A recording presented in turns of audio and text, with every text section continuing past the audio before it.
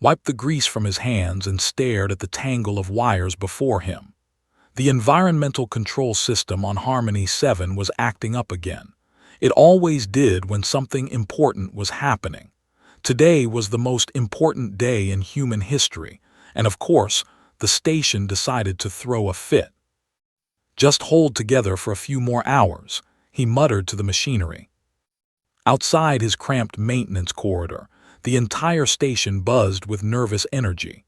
Humanity's first official contact with an advanced alien civilization was happening right now, just 3 decks above his head. The Empire had sent their queen herself, had seen the broadcasts. Her ships filled like a swarm of metal insects, each one large enough to swallow Earth's moon. Ambassador had addressed the entire station that morning. Her voice was steady, but could see the fear in her eyes. They were not here to make friends. They were here to judge whether humanity was worth their attention or worth conquering. Didn't care much about politics. He fixed things. That's what he did. While diplomats spoke careful words and soldiers stood at attention, made sure the air kept flowing and the lights stayed on. Someone had to. A sudden alarm blared through his headset. His blood went cold. The temperature in the diplomatic hall was spiking. If he didn't fix it fast, everyone in that room would cook. He grabbed his tools and ran. The corridors blurred past him, his heart pounded. He could hear Captain's voice on the comms trying to evacuate the diplomats, but there wasn't time. They wouldn't understand. They would see it as an attack, an insult. This could start a war. Reached the maintenance access just as smoke began pouring from the vents. The heat hit him like a wall. His eyes watered. He pulled his mask down and crawled inside. Through the grating he could see the diplomatic hall. Queen stood tall and still, her silver skin reflecting the emergency lights. She looked like a statue carved from moonlight. Her guards surrounded her, weapons ready. They thought this was an assassination attempt. Next to the Queen stood a smaller figure, Princess Vara. She was younger than expected, maybe 16 by human standards. Her face was blank, emotionless, but her eyes, they were moving, watching. While everyone else panicked or prepared to fight, she was looking at the vents, at the smoke, trying to understand what was happening. Didn't have time to wonder about alien princesses. His fingers flew over the control panel. The override was stuck.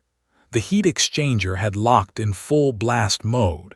He would have to manually disconnect it, which meant getting closer to the source, closer to the fire. He crawled forward.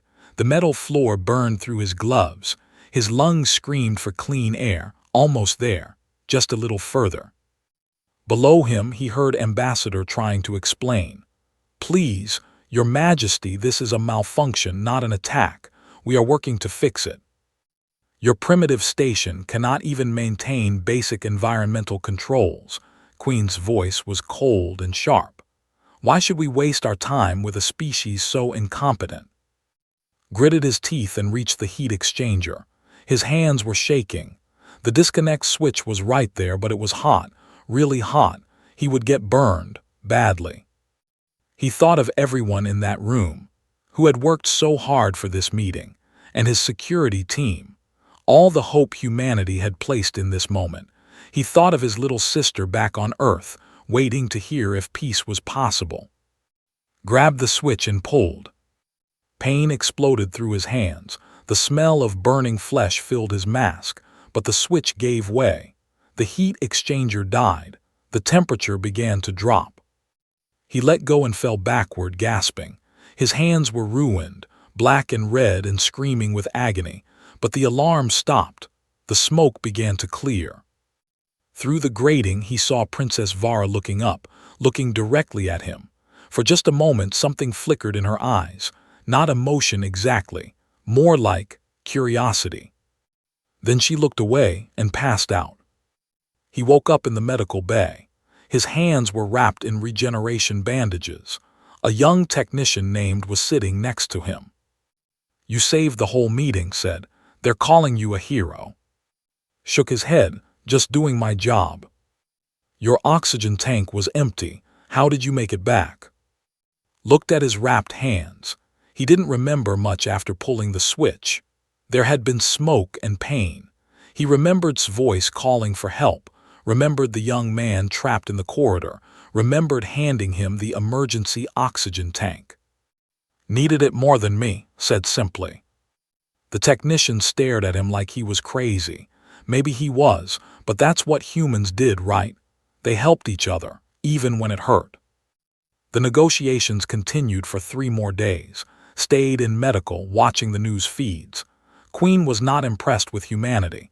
She saw them as weak, primitive, useful only as servants to the mighty empire. She made demands. Earth would open its resources, its technology, its people to control.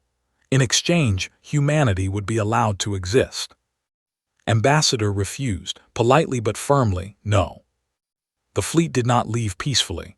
They remained in orbit, a silent threat. But something strange was happening. Princess Vara had requested a tour of the station's residential areas. She wanted to see how humans lived. Queen allowed it, probably thinking her daughter would report back on human weaknesses. Saw her once from a distance. She walked through the market sector with her guards, looking at the shops and the families. Her face was still blank, still emotionless, but her eyes were always moving, always watching.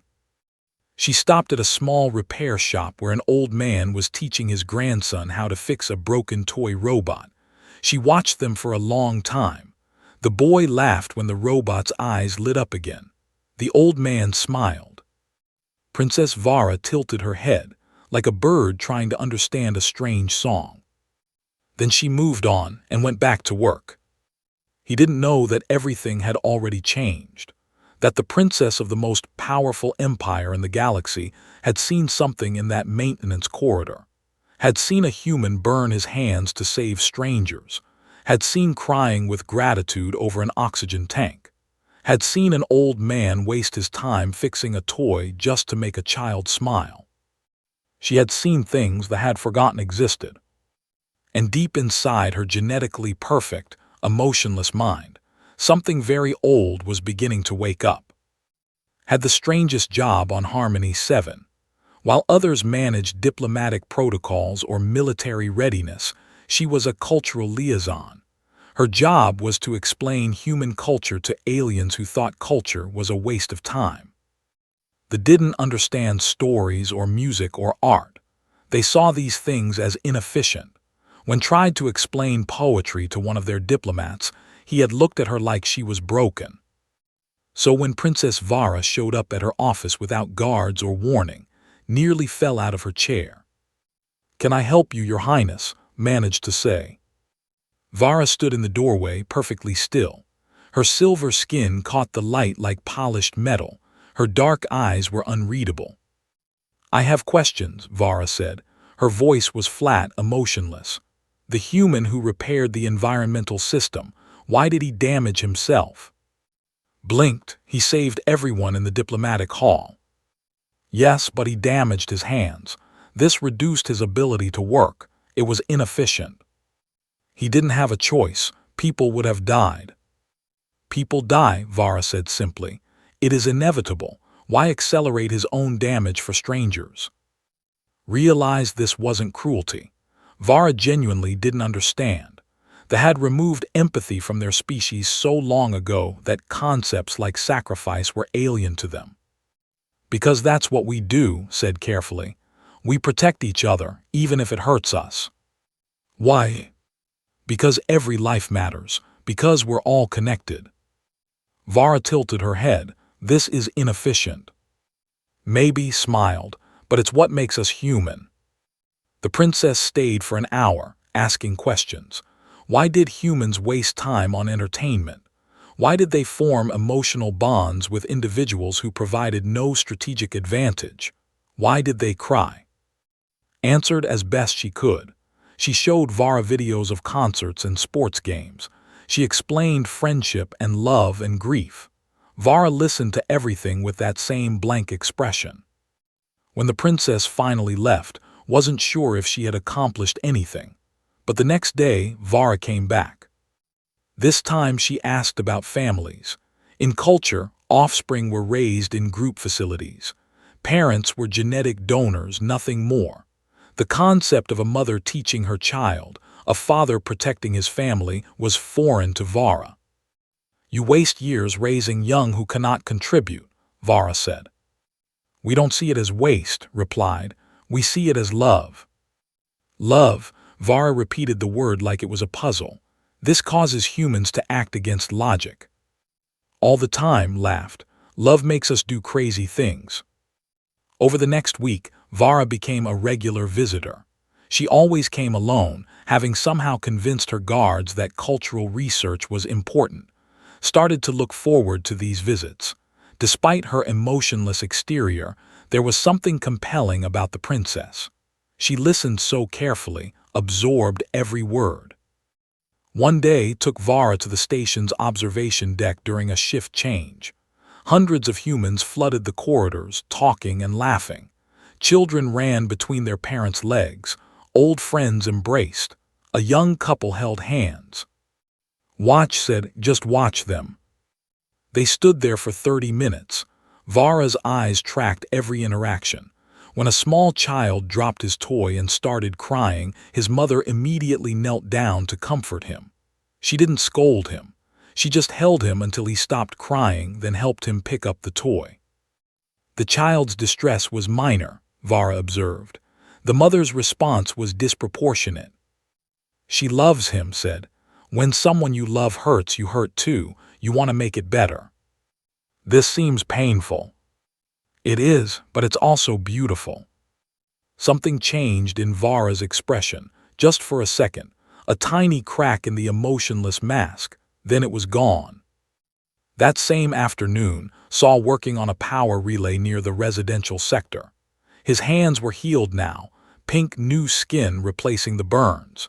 He was teaching a group of children about electrical systems, letting them hand him tools and explaining each step. "Why waste time on younglings who cannot understand complex systems?" a voice asked. Jumped, Vara had appeared beside her, silent as a shadow. "They're learning," said, "and look how happy it makes them." One little girl was bouncing with excitement every time let her hand him a tool. She was maybe 7 years old, far too young to actually understand what he was doing, but treated her like a valuable assistant, thanking her solemnly for each tool. "Happiness is inefficient," Vara said, but her eyes stayed fixed on the scene. "Is it?" asked. "That little girl will remember this day. Maybe she'll become an engineer because of it. Maybe she'll remember that someone took time to teach her and she'll teach others someday. Or maybe she will do none of those things. The time will be wasted." Maybe, but making a child smile is never a waste. Vara was quiet for a long moment. Then she said something that shocked to her core. "I do not understand smiling. We do not smile." Never. Facial expressions that serve no communicative purpose were eliminated from our genetics 8,000 years ago. His heart broke a little. "You've never smiled, not once." "I do not know how." On impulse, reached out and gently touched the corners of Vara's mouth, showing her the shape of a smile. "Like this. You lift the corners, let your eyes soften. It's how we show joy." Vara tried. It was awkward, mechanical, but for just a moment her lips curved upward. And something happened, something couldn't explain. Vara's eyes widened, her breath caught, the smile fell away. "What was that?" Vara whispered. "What was what?" "I felt something inside here." She pressed her hand to her chest. Something moved. Stared at her. "Vara, are you okay?" The princess backed away. "I must go." She fled before could stop her. That night the station buzzed with rumors. Princess Vara had locked herself in her quarters. She refused to see anyone, even her mother's representatives. Queen was furious. Worried, had she broken some protocol? Had she harmed Vara somehow? But 3 days later, Vara appeared at her door again. This time the princess looked different. There were shadows under her eyes. Her perfect posture was slightly slouched. "I have been researching human medical data," Vara said without greeting. Tell me about emotions. Tell me everything." They talked for hours, explained happiness and sadness, anger and fear, love and grief. She explained that emotions were not weaknesses but strengths. They drove humans to create, to fight, to survive. "My people eliminated these things," Vara said quietly. "We believe they made us weak." "What do you believe?" Vara looked at her hands. I believe we eliminated something important. I watched teach those children. I watched the mother comfort her child. I watched people laugh together over food. And I felt like I was missing something, like there is a part of me that is asleep." "Maybe it's waking up," said gently. Vara met her eyes. "I'm afraid." It was the first emotion had ever heard in the princess's voice. "That's okay," said. "Being afraid means you're alive, really alive." Outside the window, the fleet hung in space like a promise of violence. Negotiations were breaking down. Queen grew more demanding each day. War felt inevitable. But inside a small office on Harmony 7, a princess who had never felt anything was learning to be afraid. And in that fear, buried deep, was the seed of something that had thought extinct. Hope. The alarm woke from a dead sleep. Not a drill, not a malfunction, a real attack. He rolled out of bed and pulled on his clothes, his mind racing. The fleet was firing on the station. This was it. This was war. The corridors were chaos. People running, screaming, grabbing children and emergency packs. Captain's voice crackled over the speakers, trying to maintain order. "Evacuate to the escape pods. This is not a drill. Evacuate now." Ran against the flow of people. His tools were in the maintenance sector. If the station systems failed, the evacuation would turn into a massacre. He found and two other engineers already working frantically on the power distribution. "The shields are at 30%, shouted over the sound of impacts. "We're losing compartments in the east wing."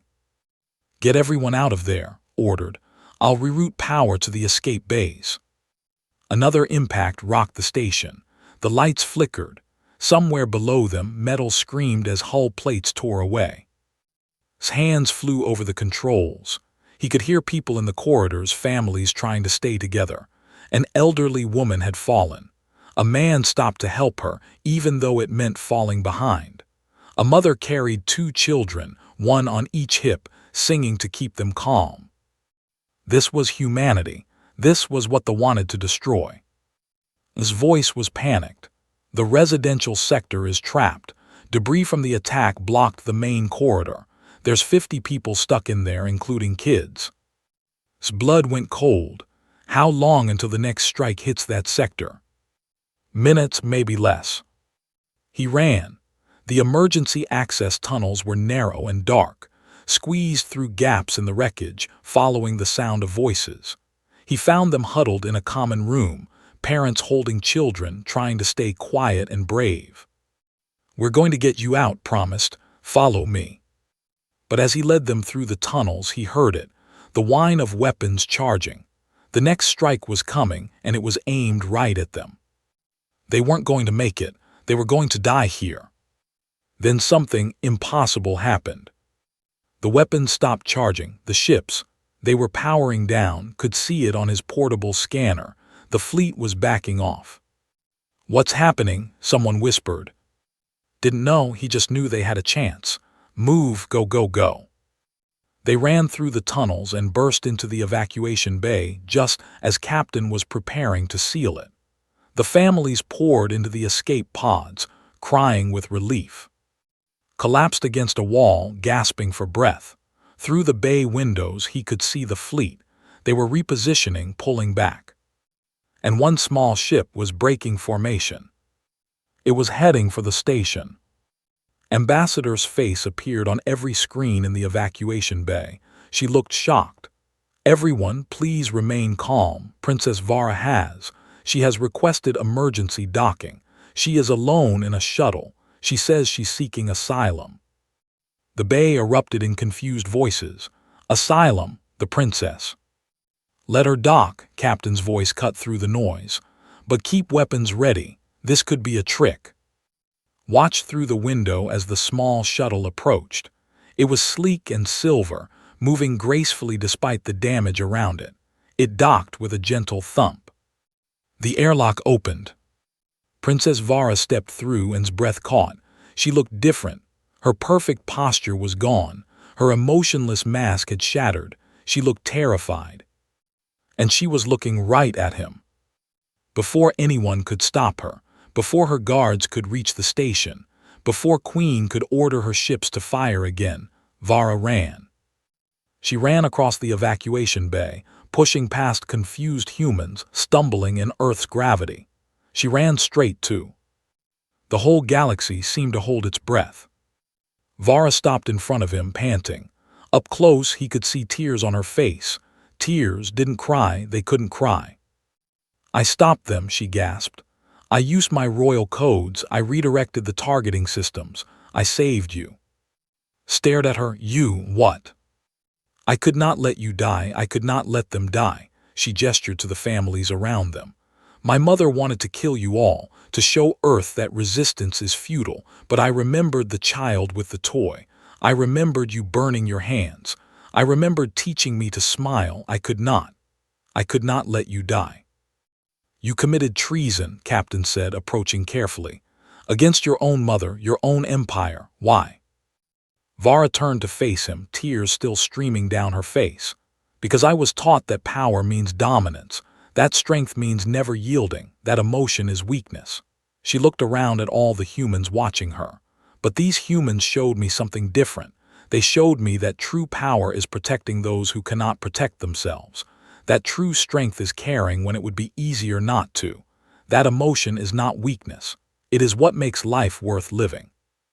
She turned back to, you gave your oxygen to, you burned your hands for strangers. You risked your life for children you had never met. I have watched you. I have watched all of you. And I finally understand what my people lost. What did they lose? Asked quietly. Everything that matters. Outside, the fleet erupted in chaos. Queen's face appeared on every screen, huge and furious. Daughter, her voice was ice and rage. You have betrayed your blood, your empire, your queen. Return immediately or be declared traitor and enemy. Vara stood. She wiped the tears from her face. When she spoke, her voice carried through the entire station. I am already a traitor, Mother. I betrayed you the moment I felt compassion. I betrayed the empire the moment I valued life over power, and I am proud of my betrayal. Then you will die, Queen hissed, and Earth will burn. No, Vara said simply. She pulled out a data chip. I am sending you something I found in our own archives, something you made our people forget. She uploaded the data, and suddenly every ship in the fleet was receiving it. Historical records, genetic maps, cultural artifacts from before the Great Modification. We were not always emotionless, Vara broadcast to her entire species. 8,000 years ago, we chose to remove our capacity to feel. We thought it would make us stronger, but look what we have become.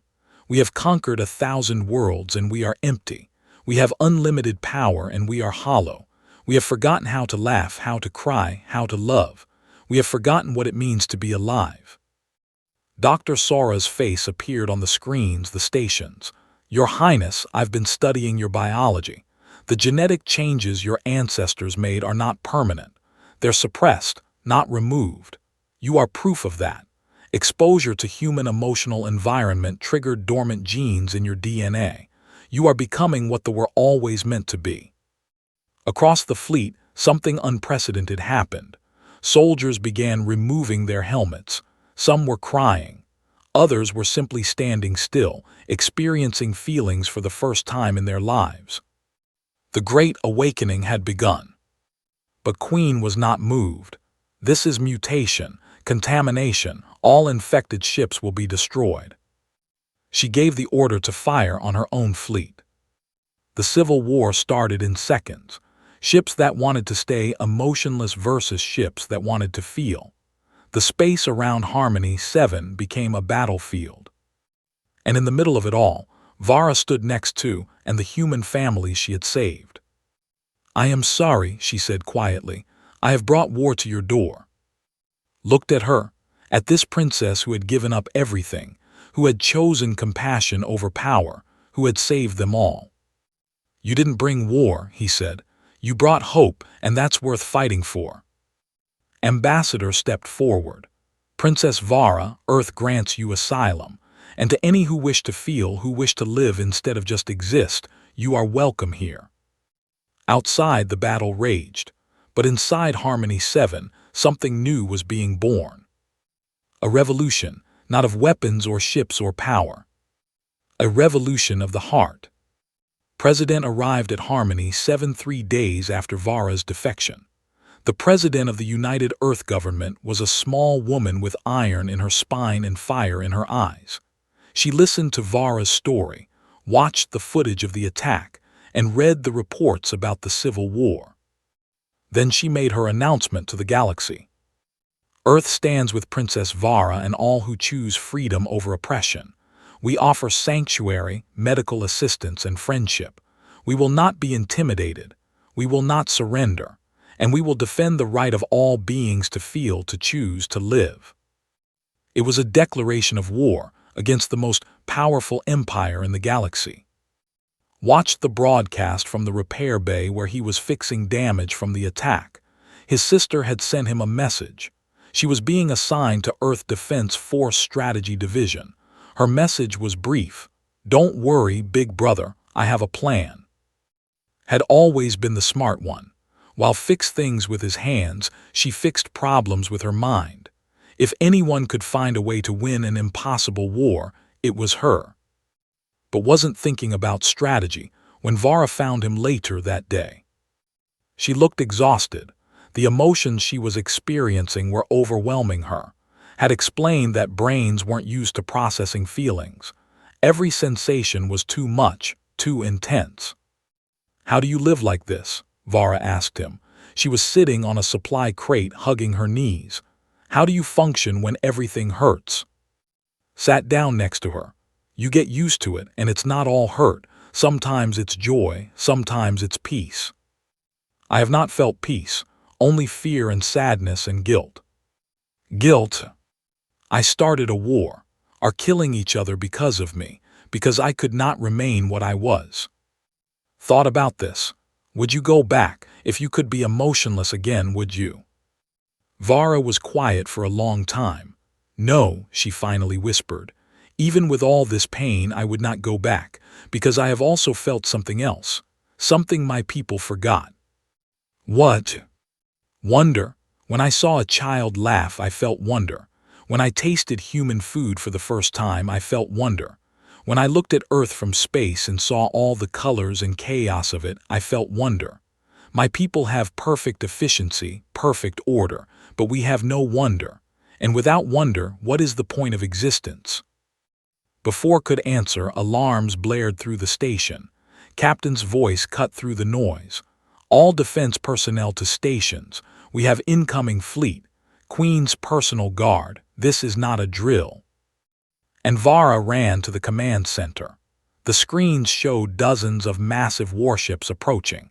These were not the confused civil warships. These were the Queen's elite forces, loyal to emotion suppression, loyal to the old ways.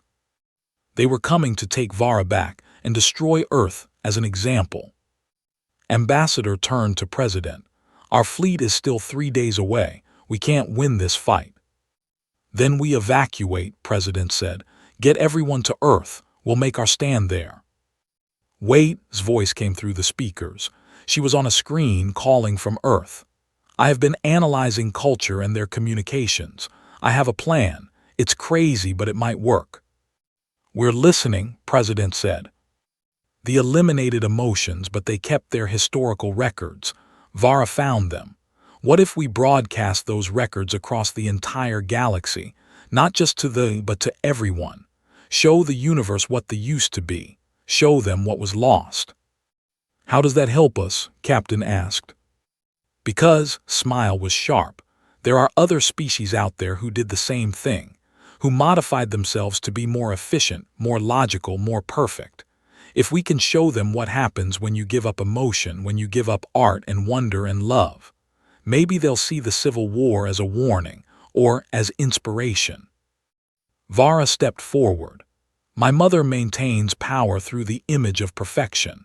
If the galaxy sees what we lost, if they see us as broken rather than superior, her authority crumbles.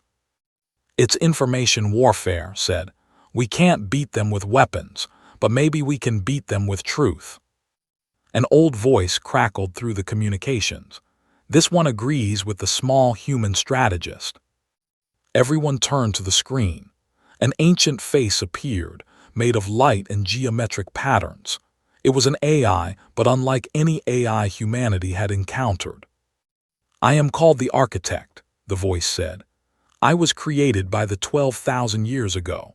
I witnessed their transformation from emotional beings to emotionless machines. I have waited a long time for someone to question what they became. You're one of their AIs, President asked. I am the first, the oldest. I alone remember what they were before.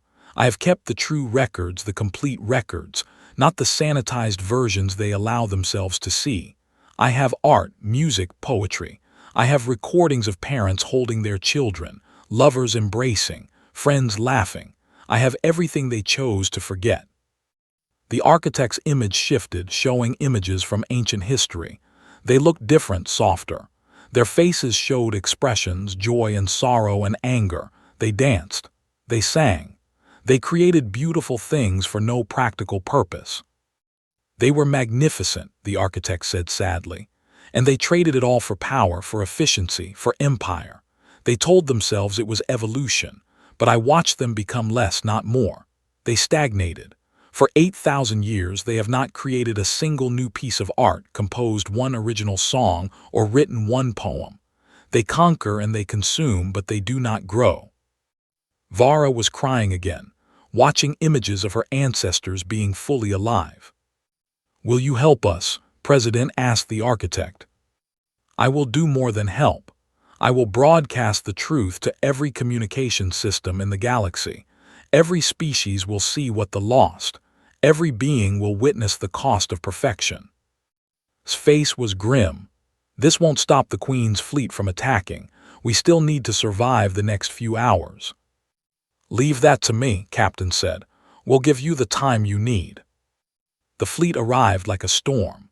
Queen's voice boomed through space, demanding Vara's immediate return and Earth's total surrender. President's response was simple, no. The battle began. Earth's small defense fleet was hopelessly outmatched. Ships exploded, shields failed, it looked like the end. Then something miraculous happened. Ships began arriving from across the galaxy. Not human ships, alien vessels from a dozen different species. Some were traders who had passed through Earth space. Some were scientists who had been studying humans. Some were just curious beings who had heard about the planet that valued emotion over efficiency. They formed a ragged line in front of Earth. This is Captain of the Collective, a voice announced. We stand with Earth. We stand with choice. We stand with the right to feel. More voices joined in. A federation of insect-like beings, a group of aquatic species, even some lone ships, the ones who had chosen to awaken. The galaxy was watching, and the galaxy was choosing sides. The architect began its broadcast. Every screen in space lit up with the truth about not propaganda, not military might, just the truth of what they had been and what they had become. Across the empire, soldiers began to hesitate. They saw their ancestors laughing, loving, living.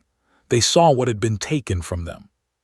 Queen screamed orders to fire, to destroy Earth, to kill everyone who dared question superiority. But one by one, her ships stopped responding. One by one, they chose to feel. Inside Harmony 7 stood next to Vara, watching the impossible happen. The most powerful empire in the galaxy was changing, not through conquest but through awakening. You did this, he said quietly. You ran to me and you changed the universe. Vara shook her head. No, you changed me. All of you. You showed me that the smallest act of kindness can shatter an empire of indifference.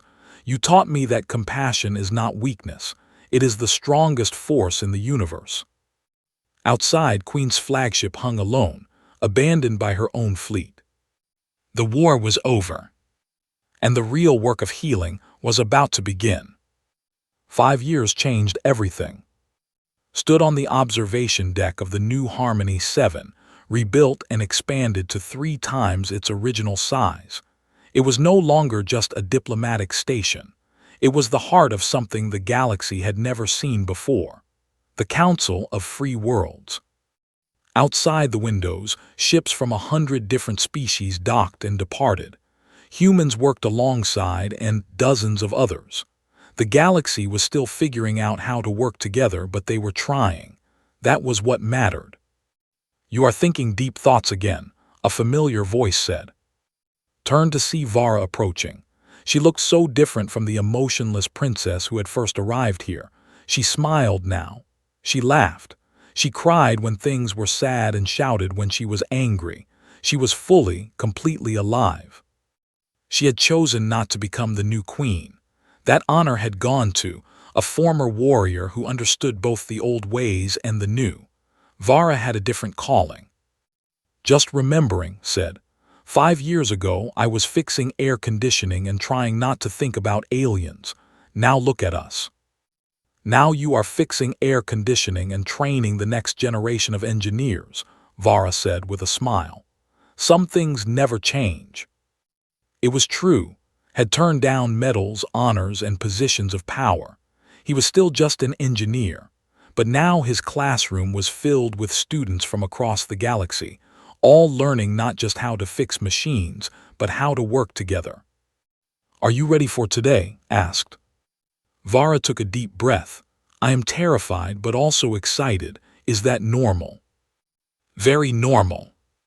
Today was the official founding ceremony of the Council of Free Worlds. Every species that believed in freedom, choice, and emotional autonomy was sending representatives. It was the biggest gathering in galactic history. And Vara was giving the opening speech. The great hall was packed. Found a seat near the back next to an ambassador was on the stage along with president, captain, and leaders from 40 different worlds. The lights dimmed. Vara walked to the podium. For a moment could see her fear. She was still learning to control her emotions, still learning to live with feelings that could overwhelm her. But she was also brave, braver than anyone had ever met. 5 years ago, Vara began, her voice steady, I stood on a burning station and watched a human destroy his hands to save strangers. I did not understand why. In my culture, such sacrifice was illogical, inefficient, weak. She paused, looking out at the audience. I was wrong. My entire civilization was wrong. We had convinced ourselves that emotion was a flaw to be eliminated, that efficiency was more important than empathy, that power was more valuable than compassion. We built an empire that spanned the stars, and we were empty. The hall was completely silent. Then I met the humans. They were weak by our standards, inefficient, illogical. They wasted time on art and music. They formed emotional bonds that served no strategic purpose. They cried over small things and laughed at silly jokes. They were everything we had trained ourselves not to be. Vara's voice grew stronger. And they were magnificent. They were alive in a way we had forgotten. When I watched burn his hands to save people he did not know, I saw real strength. When I watched a mother comfort her crying child over a broken toy, I saw real power. When I watched friends laugh together over shared food, I saw real connection. She looked directly at, and he felt the weight of her gratitude. The humans taught me that strength is not the absence of fear or emotion. It is choosing to act with compassion despite being afraid. We conquered worlds, but were too weak to conquer our own limitations. We had everything except the one thing that makes life worth living, the ability to feel. Vara turned to the delegation. Many of them were crying. They were still learning how to process emotions, still adapting to the changes in their biology. It was a painful process. Some had chosen to remain emotionless, and the new government respected that choice. But more and more were choosing to awaken. To my people I say this: we lost 8,000 years to fear. Fear of emotion, fear of weakness, fear of being less than perfect. But perfection is a lie. Growth requires imperfection. Creation requires chaos. Love requires vulnerability. We gave up everything that mattered in pursuit of something that never existed. She turned to address the entire council. And to the galaxy I say this: there are dozens of species here who have modified themselves in similar ways, who have suppressed emotion in favor of logic, who have chosen efficiency over creativity, who have traded wonder for power. I ask you to look at us. Look at what we became. Look at what we lost. And ask yourself, is it worth it? The hall erupted in whispers. She had named the truth that many species did not want to face. This council is founded on a simple principle. All beings have the right to feel, to choose, to grow. We reject the idea that emotion is weakness. We reject the idea that logic and compassion cannot coexist.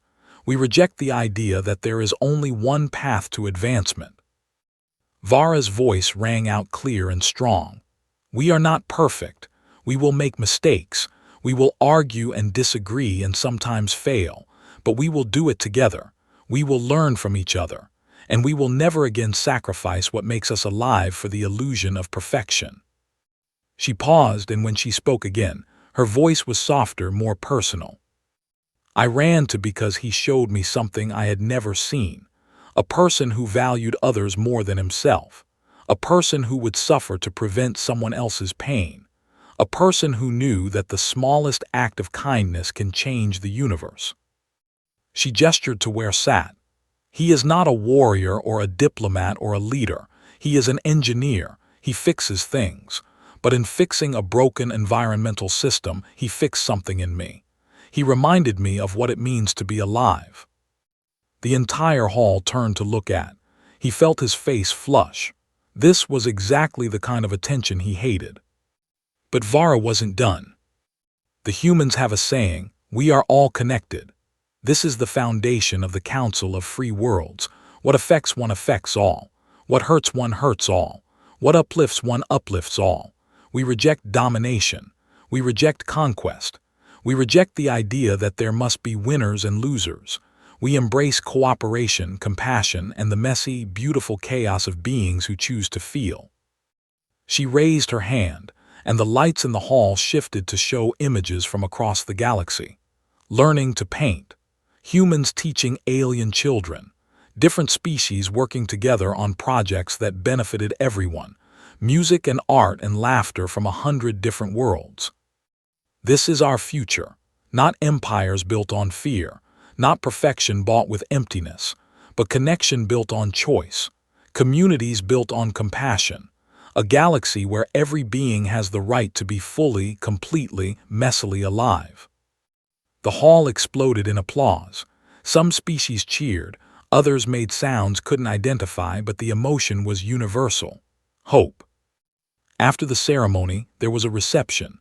Tried to slip away, but Vara found him. You ran away from the party, she said. Too many people admitted. I'm just an engineer. I don't belong at important events. You belong everywhere, Vara said firmly. You taught me to feel. You taught me to care. You taught an entire empire that compassion is strength. I just did my job. Exactly, Vara smiled. You did your job with kindness. You treated everyone with dignity. You helped without asking for reward. That is not just anything, that is everything. Didn't know what to say to that. They stood together on the observation deck, watching the galaxy move around them. So much had changed. So much was still changing. What will you do now? Asked. Now that the council is established. I will keep learning, Vara said. Has agreed to continue teaching me about human culture, and I am starting a school. A school. For children, to teach them about emotions, about art and music and stories, about all the things we lost. I want them to grow up knowing both paths, the old way and the new way, and I want them to choose for themselves. That's a big responsibility. I know, but I had a good teacher. She looked at him. You showed me that education is not just about information. It is about showing someone they matter, that their questions matter, that they matter. Thought about the little girl who handed him tools while he worked, about all the students he had taught over the years. He had never thought of it as important. He just liked helping people learn. Will you visit the school sometimes? Vara asked. The children should meet you, the human who changed the galaxy by being kind. I didn't change the galaxy, you did. No, you changed me, and I changed the galaxy, but it started with you, with your hands burning to save strangers, with your oxygen tank given to a colleague, with your patient teaching of children. Every small act of kindness is a revolution waiting to happen. Before could respond, a small child ran up to them. She was maybe 7 years old, one of the first generation born after the awakening. She tugged on sleeve. Teacher, I broke my toy. Can you help me fix it? Knelt down to her level. Of course, let's see what we can do. He spent the next 20 minutes teaching the little girl how to repair her broken toy. It was simple work, basic engineering, but the girl's eyes lit up when the toy powered on again. She hugged and ran off to show her parents. When looked up, Vara was watching him with tears in her eyes. What? He asked. That, she said softly. That is why I ran to you, because you waste your time making children smile, because you fix broken things, whether they are machines or hearts, because you are proof that the smallest gesture can contain the entire universe. Felt his own eyes get wet. I just try to help. I know, Vara said, and that is exactly enough. They stood together on Harmony 7, watching ships come and go, watching species that had never met before learning to work together, watching the galaxy learn to feel again. It was not perfect. There were still conflicts, still misunderstandings, still species that rejected emotion, but it was better, and it would keep getting better. Because someone had chosen kindness, someone had chosen to help, someone had run toward danger to save strangers, and someone had run toward hope because of it. The galaxy was learning that the strongest force in the universe was not weapons or technology or perfect efficiency. It was compassion, it was choice, it was the courage to feel. And it all started with an engineer who burned his hands to save people he did not know. Because that's what humans do, they help even when it hurts. Especially when it hurts. And sometimes that changes everything.